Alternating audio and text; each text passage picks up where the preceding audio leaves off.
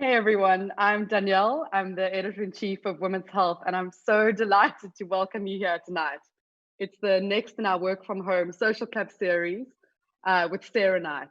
We started this whole idea because if you're anything like us, you were also keen to see people outside of your four walls and think about interesting things spoken about by interesting people. And if that also means pouring a glass of wine, then all power to you. Tonight, it is the speaker as much as the conversation that has me excited. Sarah Knight wrote a brilliant book a few years ago called The Life-Changing Magic of Not Giving a Fuck. And to give it its full title, The Life-Changing Magic of Not Giving a Fuck, How to Stop Spending Time You Don't Have with People You Don't Like, Doing Things You Don't Want to Do. Her new book, actually, can I just stop for a minute to say thank you, because I love saying that title out loud. Her new book, Fuck No, has just hit the shelf, and it seemed a perfectly legit reason to have a virtual get together with her to discuss balance and boundary setting and the art of saying no. She also calls herself an anti-guru, an internationally renowned setter of boundaries. So honestly, what is not to love here? Sarah, thank you for joining us live from the Caribbean. I'm going to ask you to introduce yourself and give us a bit of intel about how your journey moved you from corporate life into what you're doing now and where you're doing it from. So, Sarah. Thank you, Danielle. Much appreciated that introduction, and I'm glad that the titles make you giggle. My name is Sarah Knight. I'm coming to you all live from my home in the Dominican Republic in a little fishing village called Las Terrenas on the north coast of the DR, where I have been living for the last 4 years with my husband after leaving behind my career as a book editor in New York City and my life in Brooklyn.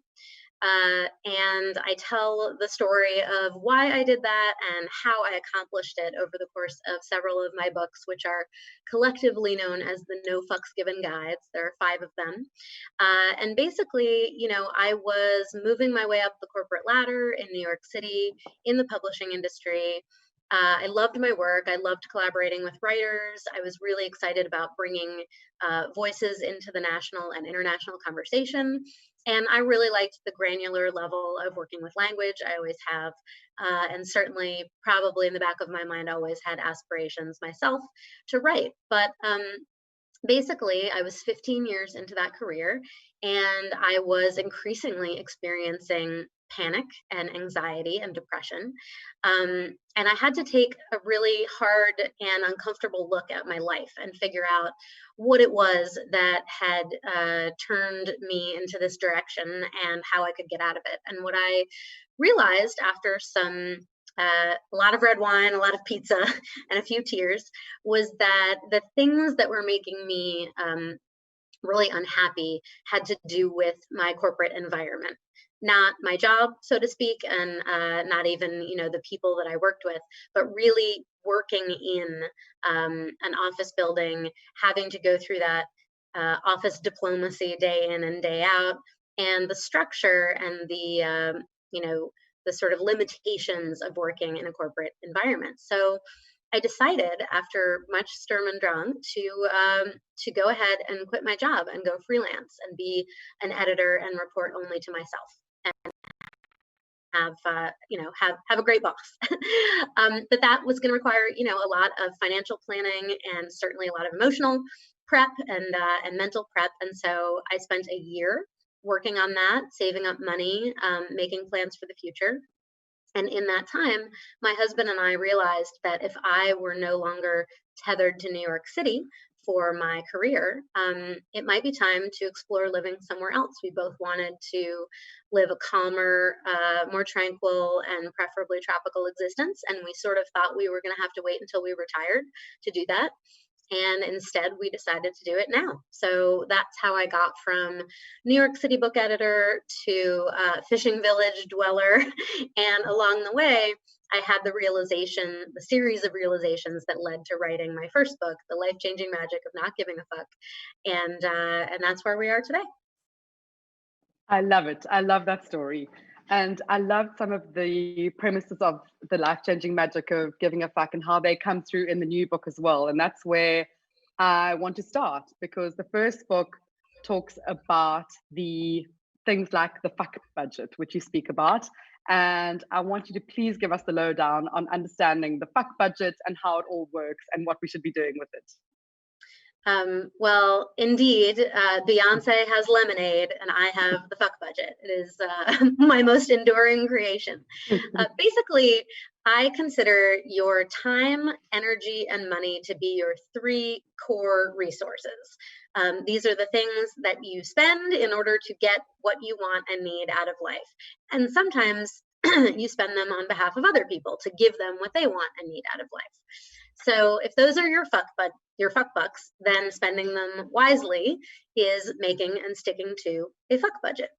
So, that's really the simple explanation behind it, but it underpins all of my books, especially the idea of giving or not giving a fuck, which really means to care about something, giving a fuck about it, and then to spend your time, energy, or money on it, which is literally giving your fucks to that thing.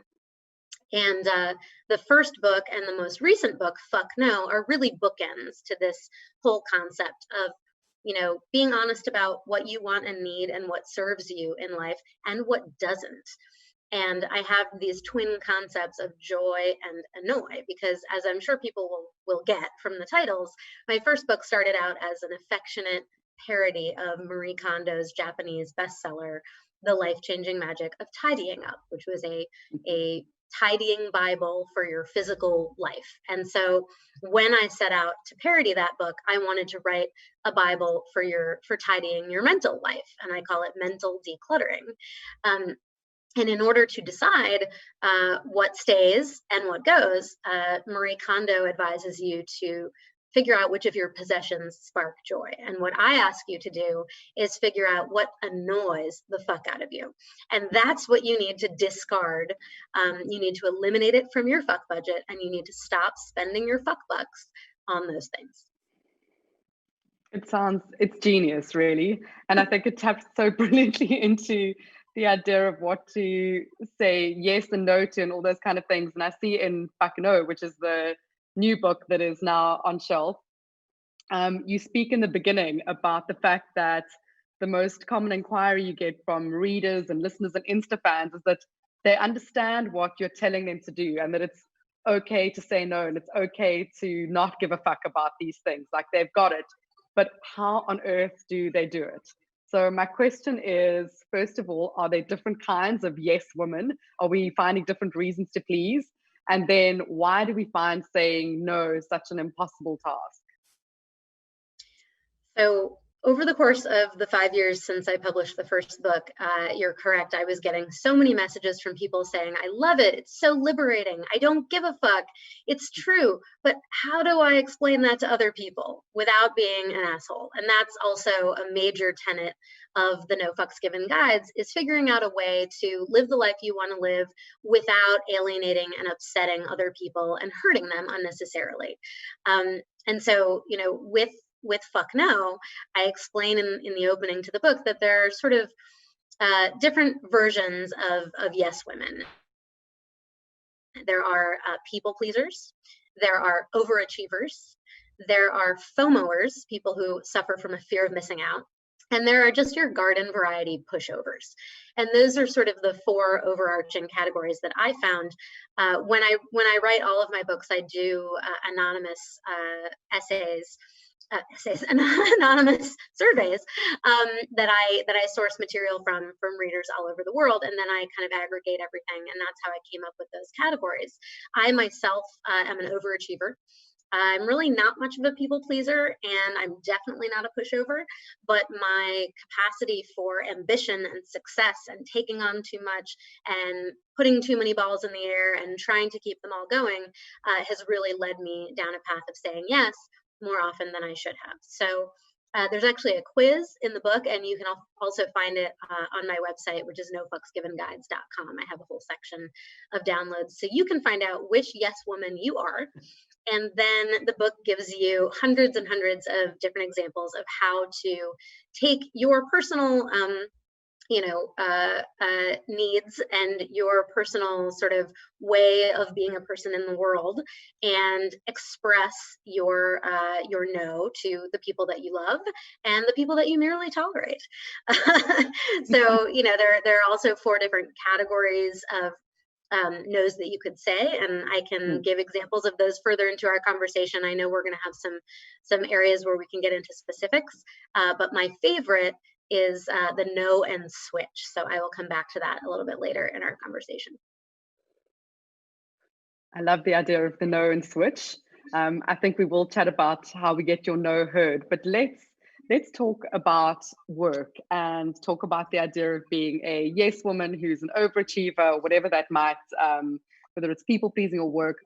What about your boss? What about if your boss asks you to do something you feel like you shouldn't have to do, but you're worried that you do have to do it if you want to keep your job? I mean, there's a lot of guilt and obligation and corporate politics that come into lots of those kind of situations. How do you deal with those sort of scenarios? Well, you have taken the words right out of my mouth, because guilt and obligation are the 2 main obstacles to being able to say no. And the first thing that I want people to know is that most of the guilt is coming from inside your own head. Most of the guilt you feel, that preemptive sense of, I can't do this, I can't say no, it would be so bad, is really cultural conditioning that has made you believe, for inaccurate reasons, that you are not allowed to say no, that it's the wrong thing to do, and that you would be hurting people by doing it, and so you shouldn't. Most of that is coming from your own head. The second thing, obligation, I have a fun sort of flow chart in the book, which is also on my website, and it's called Do I Really Have to? And there's a big difference between things you have to do, meaning that you must do in order to get something that you need in return. So, for example, you do have to show up at your job if you want to collect your paycheck so that you can pay your rent or your mortgage. Those are things you have to do. But then there's a whole big area of things that you don't necessarily have to do, that are perceived obligations on your part. Maybe you perceive that you have to do literally everything your boss tells you in order to keep your job. But is that really true? And these are things that I ask people to work through in the book. Are you prone to saying yes out of fear? Are you prone to saying yes out of habit? And if you were to stop and ask yourself honestly and answer honestly, and just spend 5 or 10 minutes, really thinking the scenario through. Have you seen other people say no to your boss? How has that gone for them? Have you ever tried saying no to your boss? Do you even know what would happen if you did? And if you're being asked to do something that is not part of your job description, it is not the thing that you get paid for, it is not the primary reason that you are showing up to work every day, then maybe there's some wiggle room there. Maybe it's not, a real obligation. It's a perceived one in your own mind. And those are the places where you can chip away and practice saying no, saying a sort of a starter no, which is like the no and switch, where you give an alternate option. You don't want to do one thing, but you want to please your boss. You want to show them you're a team player. So you offer another thing that you can do that does work for you, that is within your ability and your desire to accomplish, and let them choose, and that's something that works with everybody from partners, romantic relationships, to your own children. Children love having a choice. And if you give them 2 choices of things that both work for you, then they can pick one and everybody's happy. Machiavellian genius of the 2 choices, both of which you're kind of happy with. That was going to be my next question, because is dealing with saying no different when it's a boss or a colleague in the workplace versus a partner or close friend? I mean, you speak a lot about boundary setting in the books and being able to thrive on boundaries, but how do you set boundaries in such a way when it is an intimate partner or an old friend versus something that's a more formalized work situation? So fundamentally, it's not different. Okay. So down to the basics, saying no to anybody in your life is all about the same thing. It's about first asking yourself the question, does this serve me? Whatever I've been asked to do, whatever is being expected of me, whoever wants me to spend my fuck bucks, is it something I want to do? Does it make me happy? And does it serve me? Again, there are some things that serve you that don't necessarily bring joy, like maybe getting up and going to work every day isn't always super joyful. Maybe it annoys you sometimes, but you need it because you need to live the rest of your life and you need the income. So that's why I say, does it serve you? And it all starts with you asking that question and answering it honestly. And that's when you can begin to set your boundaries, whether with, the people in your life that you're the closest to, or people that you're just working with, or even, random strangers that happen to float through your life and ask things of you. And I describe it as sort of, I call it your own personal okay corral, like, okay, I'll do that. And the only way in and out of it is through the gates of hell no. And you've got these sheep and they're in your corral. They're your time, energy, and money sheep. And you are the shepherd. And you are in charge of opening up the gates of hell no or closing them. It all comes down to what you decide to do.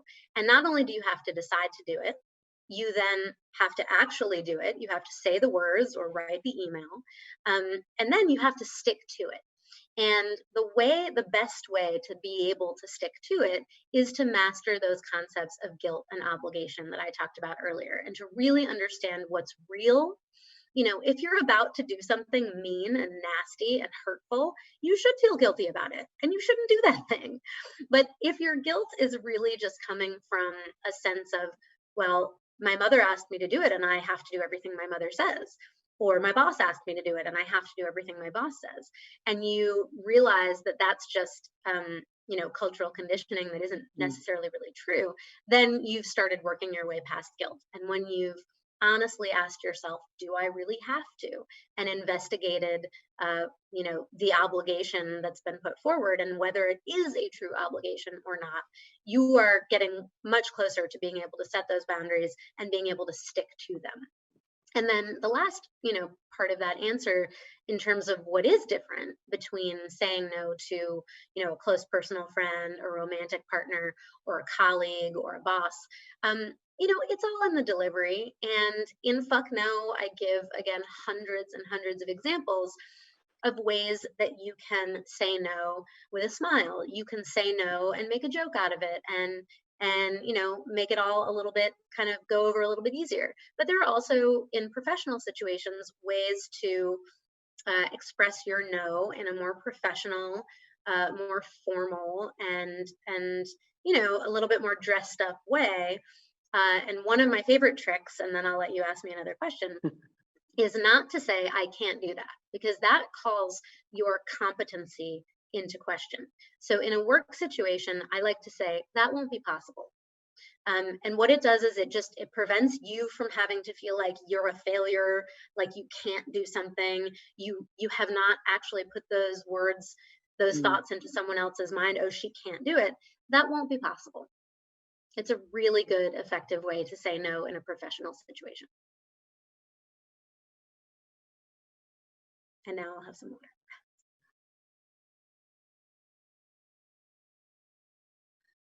And I think it's possible that you might be frozen, which is totally fine because I can keep talking if I need to. Other ways to say no in professional situations, and this is especially good for email correspondence, is to master the concept of, unfortunately, I've done the research and this won't be possible, or with all due respect, I'm afraid that this isn't going to work for me. And these can be in response to being asked to do more work for less money, or more work on a tighter deadline than you originally intended, or doing other people's work. You can say, I've looked at all the parameters here. You can use those, those very professional words to get your point across in a way that sounds much better than just saying, nah, like, I can't, I don't want to, I don't feel like it.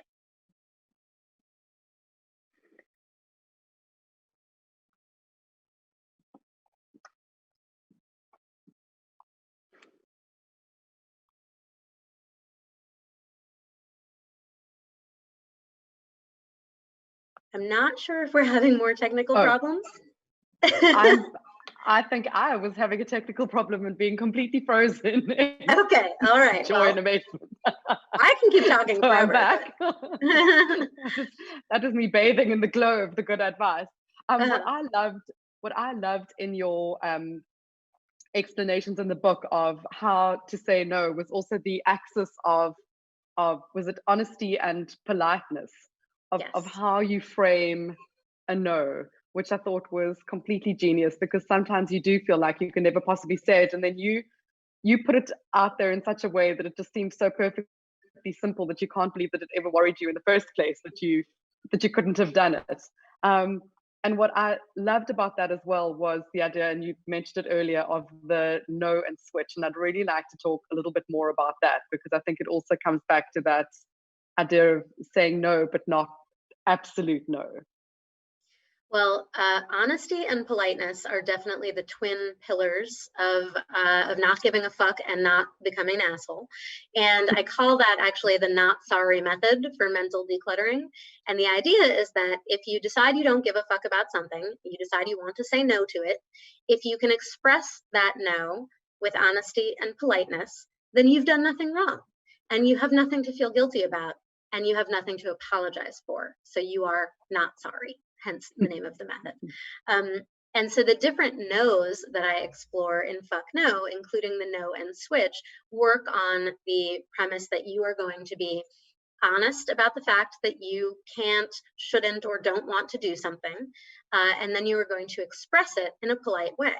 And I just want to remind people that polite also includes timely. So, for example, when you are invited to something, whether it's a dinner party or a wedding or to be a bridesmaid in someone's wedding, waiting until the last minute and then saying yes is almost as rude as saying a rude no in the first place. Leaving people hanging is rude, particularly if the person on the other end is trying to plan something. And if you're going to say no, they need to be able to ask someone else or figure out an alternate way of getting it done. So, so when you're being honest and polite, it's important to look at those things and see where on the axis they meet in your particular situation.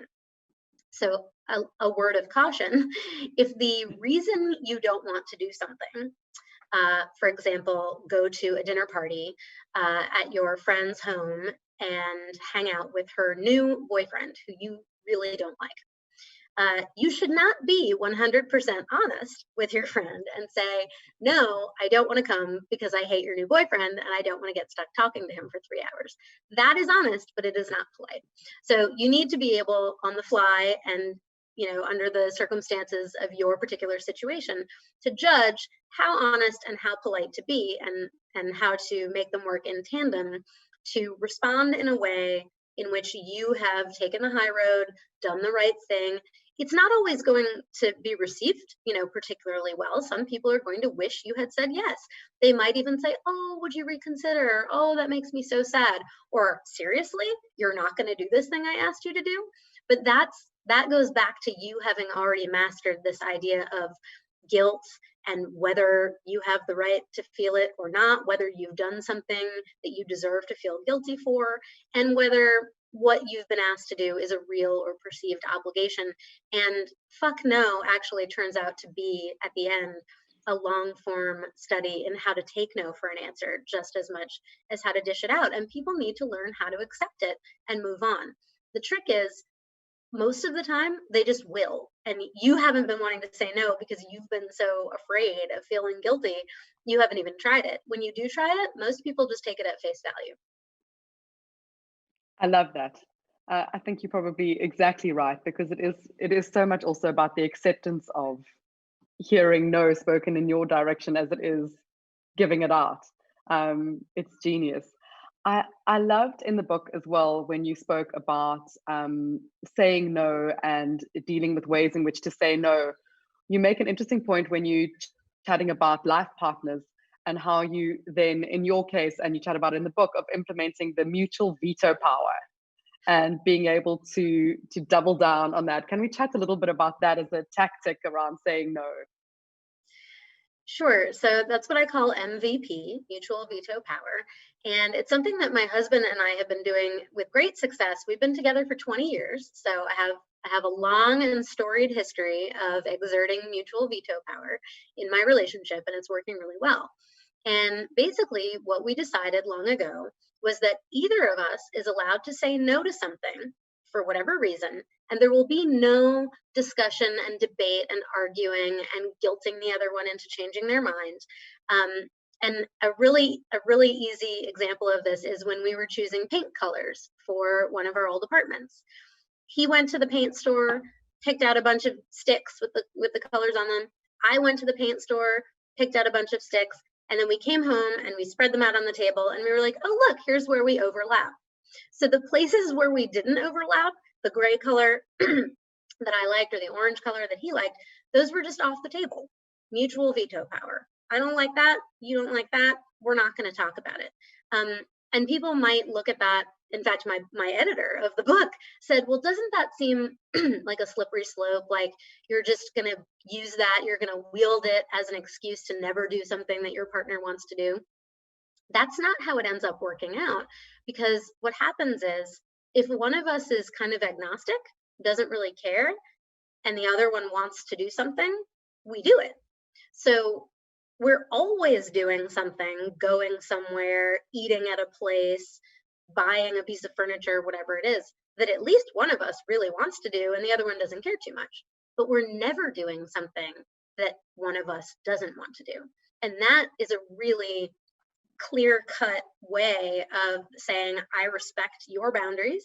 I won't argue them with you. But I also appreciate that if something's important to me and it's not that important to you, you're willing to do it. You're willing to try it. You're willing to eat it, whatever it is. So that's mutual veto power. And as I said, it's worked really well for us. There was this one chair that he should have let me buy. It was a blue velvet chair at a flea market in Brooklyn, like 12 years ago. And that, I still think about that chair, but I wouldn't have wanted to move it all the way to the Dominican Republic. So it was a good save in the end. Yeah. So if we speak about MVP in the life partner things, I want to step back into workplace scenarios again a little bit before we open up to some questions from the audience. But I want to chat to you a little bit about colleagues and also about work negotiations. How does saying no fall into negotiating for what you really want, and how do you best frame your needs in the workplace when you're after something? So the simplest and sort of peak use of no in terms of negotiating is the walk away. And I'm sure a lot of people are familiar with this concept. My husband was a real estate broker in New York, so he was doing a lot of high-level deals. As a book editor, I was doing deals with literary agents to try to buy the rights to books that I wanted to publish. And sometimes you have to be able to say, okay, well, at this level, it doesn't work for me, and be willing to walk away. And oftentimes the other party in the negotiation will say, oh, okay, no, I didn't want this conversation to be over. All right, okay, way to hold firm. And that can be in terms of negotiating, salary, of course, or title promotions, but also in terms of negotiating things you won't do. When somebody tries to add to your plate at work, for example, and not offer you additional salary or a title promotion to do it, you can say, that's not really in my job description. And if my job description has changed, then maybe this isn't the right place for me. And, it takes a certain amount of boldness and a certain amount of risk tolerance to do things like that. But once again, what I think you will learn if you start trying to do this is that it often works out. It might seem really scary to say, well, if I can't get that, or if I don't want to do that, I'm walking away. But typically it causes the other party in the negotiation to rethink their position and to get closer to what does work for you. So that's kind of the most extreme version of saying no. But in terms of creating boundaries in the workplace, it could be with your boss. It could be with your assistant if you have somebody who reports to you, or with your colleagues. I talk about in my first book the likability vortex, which is when people say yes to everything and get roped into things that they don't want to do, particularly in the workplace, because they want people to like them. This is a fallacy, because you can't make people like you. You can't control whether somebody likes you. Somebody might not like you because you look like someone they didn't like in high school. Somebody might not like you because they recognize that you're a perfectly good person, but you have something they wish they had and they're jealous and they don't like you. They might not like you because they don't like your laugh and they've decided that they just are writing you off as a person. I may have done that in the past to people. But the thing is, what you can control is your behavior and whether you are worthy of respect in the workplace. So if you do a good job, if you are honest and polite in your dealings with your colleagues, if you show up when you're asked to show up, and if you follow through on the tasks that have been put forward to you, then you are worthy of respect. And that's the most that you can aim for.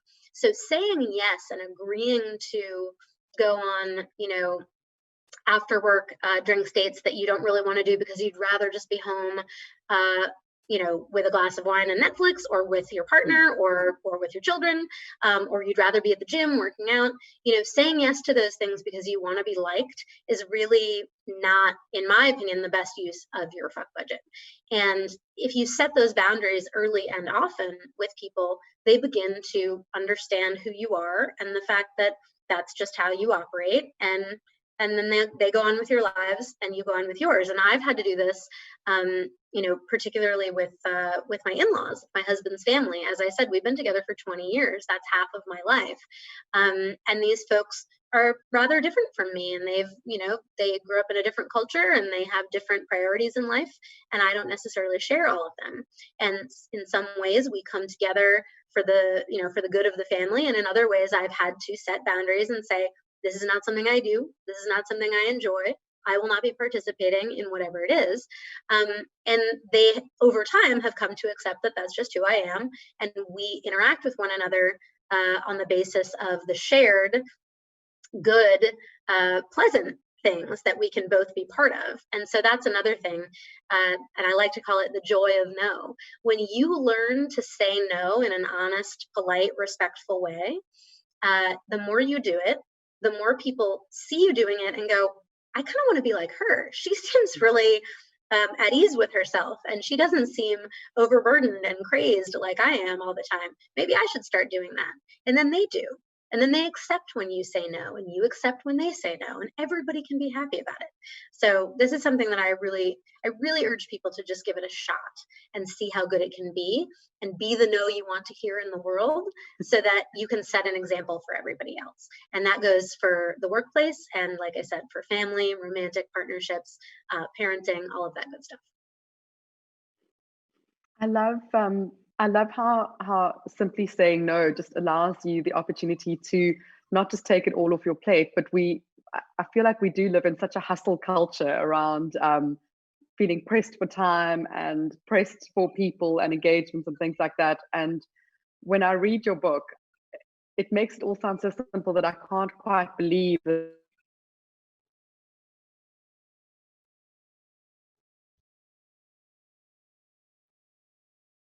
Well, you froze for me, but I know where you're going with that. And it is simple. I try to remind people that it's not necessarily easy, and I'm not out here telling you, you should have been doing this before. It's so easy. Why haven't you been? What I try to explain is the simple binary yes or no, joy or annoy, and then when you can break it down into those very simple choices and make a choice, that's step one. Delivering that decision is step two, and then sticking to it is step three. And so I try with all of my books, actually, particularly the second one, Get Your Shit Together, which is all about, prioritizing and goal setting and motivation, to make it as simple as possible so that it is as easy as possible to follow through. I can't do anything about the feeling you might have in your chest, the fluttering heartbeat, or the drop in your stomach when you're about to say no for the first time to someone that you've been afraid to say no to before. But I can say that Making the decision is a simple one. Acting it out is simple. I've given you tons of scripts in the book. And also, you don't have to give reasons. Ours is not to reason why. You can just say, no, thank you. I'm not available. No, I can't make it. You don't have to tie yourself in knots and make it more complicated to do these things. So, in terms of saying fuck no, and getting back to the different ways to do it, including the no and switch, which is no, I can't do that thing, or I don't want to do that thing you've asked me to do, but how about something else? Maybe you don't want to go to a big party at 10 o'clock at night on a weeknight because you need to get up early for work in the morning, but you really do want to see the person who invited you to the party. So you offer them an early drink date later in the week, or brunch, or something else. The hard no is just no, thank you. I can't make it. Even I don't want to do that, but thanks for the offer. And then you've got the no for now, which is really good for people who suffer from FOMO. And this is important for people who suffer FOMO in the workplace. Like if they say no to something, they're afraid that the opportunity will be lost forever. And they worry that if they just inconvenienced themselves a bit more on the front end when they didn't really want to say yes, it will lead to something in the future. There's something to be said for that. We all have to make, decisions based on risk factors and based on what we're willing and capable of doing in the moment in order to get something better in the long run. But you can also just be very honest with the no for now and say, I'm not really available for this thing that you've asked me to do, but I'd love to be considered in the future. You don't have to leave it up to fate for the person on the other end to decide that you're unreliable, or that you never want to work with them, or that you would never do this job for this much money. You can say, right now, that's not feasible. That's another of my favorite professional no words, feasible. Right now, that's not feasible. But I would love to be considered in the future. And that's another way to sort of get around this nervousness about saying no and having that be the end all and be all, and then suddenly you're an outcast. You can use these patterns of no to get what you want at a future date. Brilliant. So we've got a couple of reader questions that have been coming through the chat. So I'm going to ask you one or two of those while we are going through things. And the first one was this. Under lockdown, as you are and we are as well, many jobs are at risk, and many of us have been asked to do more, and it's really hard to say no, but then you end up feeling really burnt out. How do you manage this in the current circumstances of what's going on in the world? That's a really good question, because right now we are, of course, all in a really unprecedented mode of operation. And the good thing about my books is that they're designed to really be so simple that you can apply the strategies whenever, to whoever you are, whatever kind of life you have, and whatever your problems are. So this really comes down to setting boundaries. And you can understand that times are strange right now, and that perhaps you and your colleagues are going to be called upon to learn a few new tricks, to be willing to work from home under circumstances that you might have previously said, I don't really want to invite people into my home, but now that we're doing virtual events from our living rooms, okay, I'm going to do that. But you set the boundary by saying, I totally understand that this is necessary right now in this climate. I would love for this not to be considered a precedent for when things go back to normal. This isn't the kind of thing that I really want to keep doing. Or you can say, this isn't the kind of thing I'm going to be able to keep doing. It won't be possible when things change for me to work these particular hours, or, because right now, employers the world over have really been benefiting from the fact that we no longer have to commute. So when I lived in New York, I commuted almost 2 hours each day to get to my job. And so at this point, if I were still doing that job, I would theoretically have 2 additional hours to offer as, just working hours for my bosses. Well, you would have been up anyway. You would have been on the subway anyway. And these are the kinds of things that you can say, I get it. We all need to pitch in. We all need to be flexible. But I just would like to say right now that I don't intend for this to become a precedent. I would prefer that this didn't become a precedent. Or if we decide as a company that we want to continue some of the things that we've been doing in lockdown, I'd like to talk about my compensation or my title and how that could better reflect the work that I've been doing in the future. Yeah, brilliant. Thank you for that. There's another one here. Somebody asked, they said, I read an article online that a good practice to setting boundaries is to start saying no to the small things and then taking it from there. Would you agree? Absolutely. Small, manageable chunks has always been a cornerstone of my work. I definitely think that it is easy to get overwhelmed by the big picture and the big decisions and the most, significant or important or difficult things to say no to. It's much easier to get your toes wet starting on the little things. And there's so many little no's you can say throughout the day. You can say them to yourself. You can say them to your partner if you happen to be quarantining with someone else, or to your kids. And you can also just practice, by saying no to a pretty insignificant thing. And, for example, a gathering with coworkers that really doesn't have a ton of bearing on, you're not going to get fired over it. It's not like you're saying no to a really close friend whose feelings you're worried about hurting. And you can see how it goes and you can see how people react. And I have in Fuck No a chapter about guilt and obligation and about dealing with the responses from people. So whether you're saying a little no to get started or a slightly bigger, more significant one, you're going to have those people who just say, oh, okay. And then you're going to have the people who say, oh, are you sure? Would you please, could you reconsider? Is there anything I can say to change your mind? And all you have to do is repeat yourself. I have considered it. I really can't. I'm so sorry. I know I'd love to as well, but it won't be possible. And then you'll have the people, whether they're family members or bosses or even close friends, who really push, who really do try to make you feel guilty, who say, I can't believe you're not going to do this. I'm really disappointed in you. I didn't think you would leave me in the lurch about this. Now, it's up to you in your personal situation to realize whether they're making a mountain out of a molehill. If this is about going to a birthday dinner on a Tuesday night at 10 o'clock, they should really understand that that was a big ask for somebody who has small children or has to get up early or whatever, and that they're being ridiculous. But what you can say if you determine that somebody is being ridiculous is you can say, I really can't. I thought about it a lot. If I could have made it work, I would. And I'm feeling like you not being able to take no for an answer says more about you than it does about me in this situation.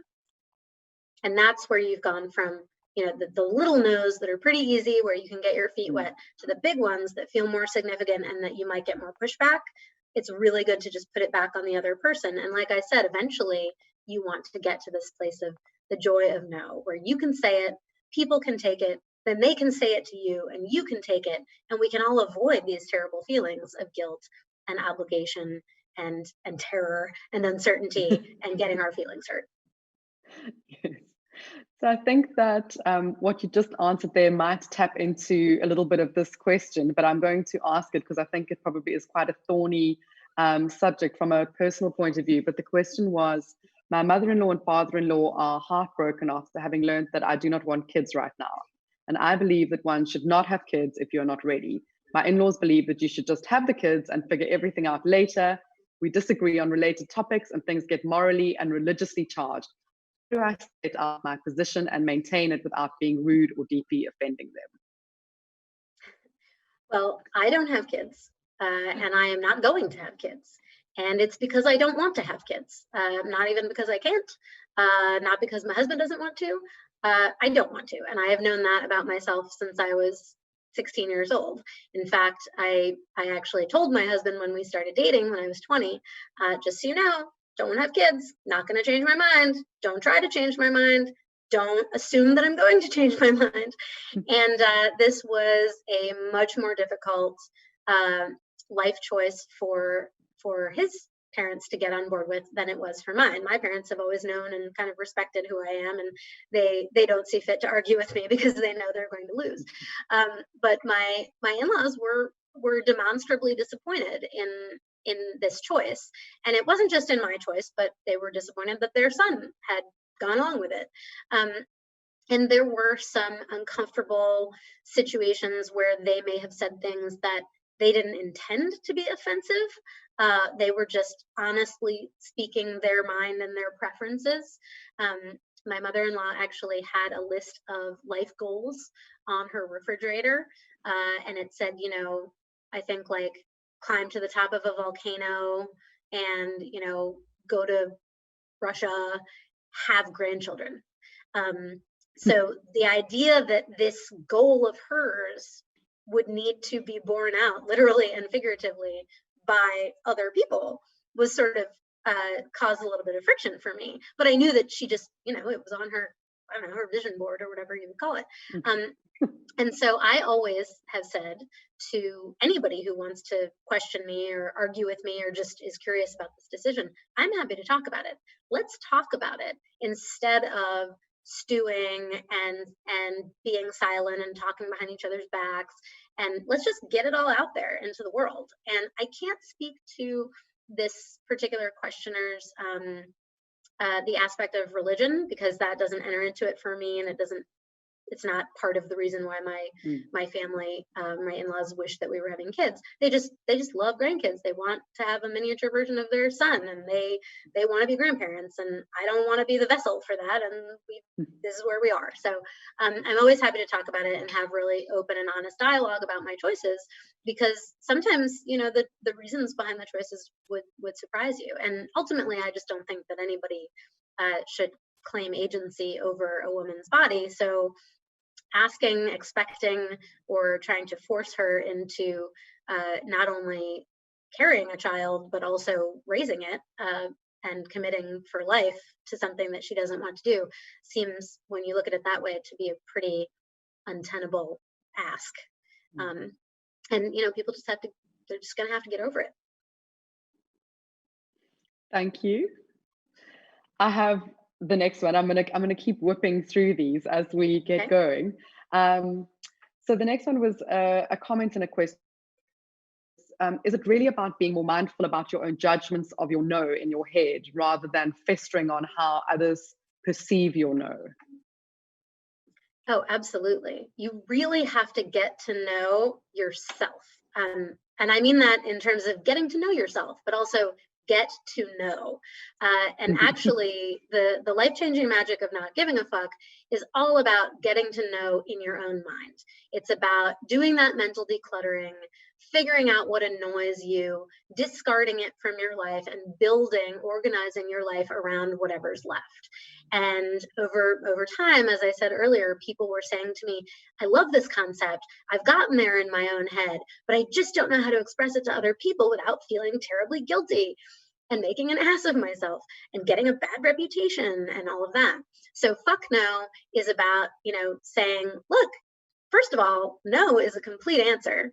It's a one-word sentence. It's an acceptable answer, you know, and you can dress it up with, you know, the pro-no language, and you can, you know, you can even add in a little apology. You can offer those alternate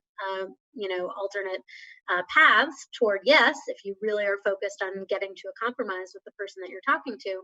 But ultimately, it's about getting to know in your own mind, and then getting that no out of your mouth and into somebody else's ears or inbox or voicemail. And it's, again, really simple.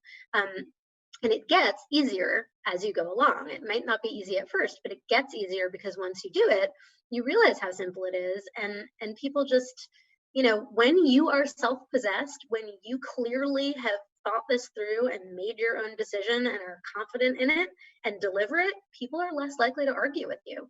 When you're visibly terrified and pussyfooting around and, you know, obviously uncomfortable with saying no, or you put it off forever, and people they're like dogs, you know, they can sense that weakness in you, that fear. So just, you know, be confident and have that no in your own mind ready to go, and it will come across that much more clearly and permanently to the person that you're talking to. Sarah, the team and I want you on speed dial already. We've decided that in the last hour. We just want to be able to tap into you whenever we're ready. I have one for you, and it's this. You dish out so much brilliant advice to all of us. I want to know what the best piece of life advice is that you've ever been given. That would be never put something in writing that you wouldn't want to see on the front page of a newspaper. Unfortunately, I have not always followed that advice, but that is something my mother said to me when I was very young, and I did mostly take it to heart, wish that I had always taken it to heart, and I think it is really good advice for anybody out there. It's genius advice. If you had to leave us with one final, scribble this on your bathroom mirror so that you never forget it. Every morning when you wake up, you see it in front of your face, piece of advice to go out with into the world. Just before we wrap up this evening, what would that one final go and get them girls version of it be? This is the advice that starts my third book, actually, which was called You Do You. It's the only book that doesn't have a curse word in it. And that is, there is nothing wrong with you. We all spend so much time and thankfully money on self-improvement. I've certainly made a great career out of it, and being there to be a cheerleader for people and to guide them in ways that they can improve their life, they can raise their level of happiness, and they can secure their mental health for the future. And I'm happy to be there and do that. But what I want people to understand is there's nothing wrong with you. You are who you are. You've been given what you have, and you can work with it. And there are ways to work with being an introvert, and there are ways to work with being an extrovert. There are ways to work with being someone who is super intellectual and not at all creative, and there are ways to make your boundless creativity work for you, even if you're not much for, for books and academics. There's so many ways in which you can go out there and use what you've got to get what you want, and not have to change yourself and contort yourself for other people's respect, and for the ideas that whatever society you've been raised in might have put upon you from a young age. There's nothing wrong with you. Go out there, be who you are, use what you've got to get what you want.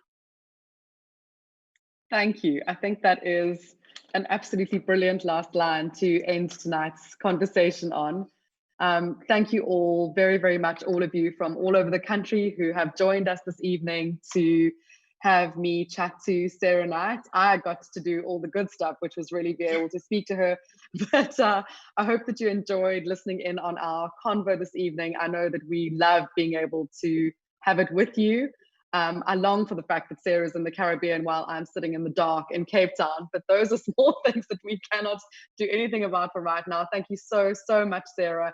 I so appreciate you taking the time out to join us this evening, and I really look forward to having everybody's feedback on social and elsewhere on what they're doing with the book and how they are implementing all of their fuck knows all over the show as much as they possibly can, with as much honesty and politeness and diplomacy and hard nose as possible. Thank you once again. For everyone who's still with us, please pop on the Loot link. You can see Sarah's books there. They are available on Kindle, as much as I saw there was a question about that.